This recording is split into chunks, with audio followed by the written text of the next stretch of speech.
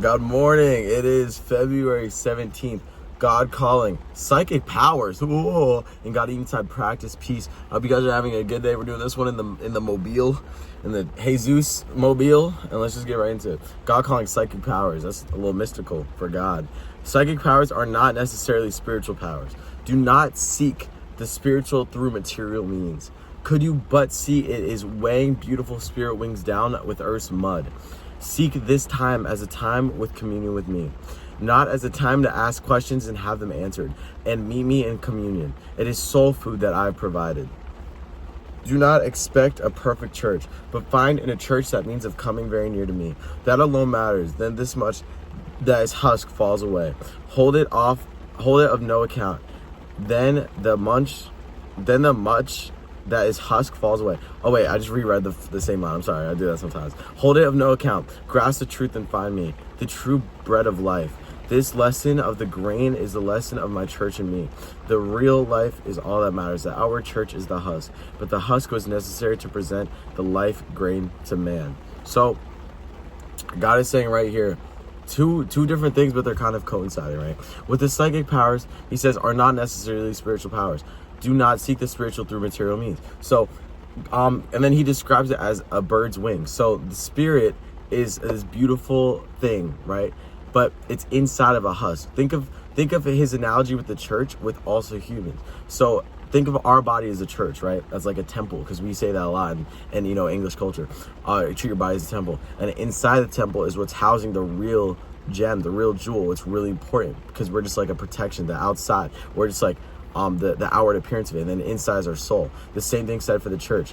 The church, it's okay if you have a bad church, but it's that nearness that you come to God. It's what's inside the church that really matters. And so it says the real life is all that matters. The outward church is the husk, but the husk was necessary to present the life grain of man. And so he also describes it as a grain, right? As like a grain of wheat. Wheat has an outside protective layer, and then inside is what's really valuable, the seed, right? And then that seed sparks new life. So yeah, so basically he's talking about looking deeper within yourself, and looking deeper within all of life and what is on earth, and finding that real soul food within the material things. But don't get caught up on those material things. They're just a vehicle for you to see those spiritual powers that God has bestowed and put inside of you and inside the world. God even said, practice peace.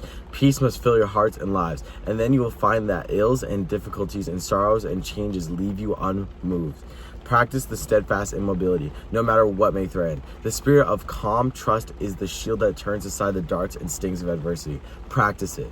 Then you must seek to abide at the heart of the universe with me, at the center with me. There alone is changelessness and calm with me. So today is all about perspective. It's all about putting into perspective what really matters in this life, what really matters in the world, and why God has put us on this earth, and how we can better ourselves while we're here. So the first part is about finding that true spiritual essence inside of everything, right? It's always going to be there, but you just have to look for it. Whether it's the church and finding the true lesson in that, whether it's yourself and finding the spirit within that, or whether it's a grain, right, and finding the seed within that provides the food, that provides what really matters. And then now let's talk about practice peace. Peace is a perspective that not only is going to fill our hearts and lives, but we'll find the ills, difficulties, sorrows that will change, and we'll be unmoved by it. All these different things that we struggle with throughout our day-to-day, if we just had peace in our hearts, it would be so much easier to deal with, and it'd make us so much stronger and sturdier. So that is what February 17th is about. It's about perspective, guys. So look for peace and look for spirit, right? And then once you do that, like, nothing can stop you. You'll be immovable, and you'll be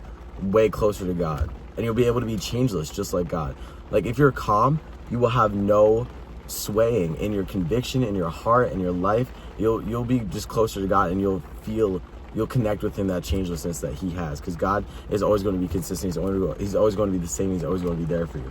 And don't you want that for yourself? Don't you want to be able to experience having that in your own life and be able to help other people, right? Find God. So you need that peace within yourself, first of all. So practice peace and look for your spiritual powers in the day-to-day. So that's February 17th.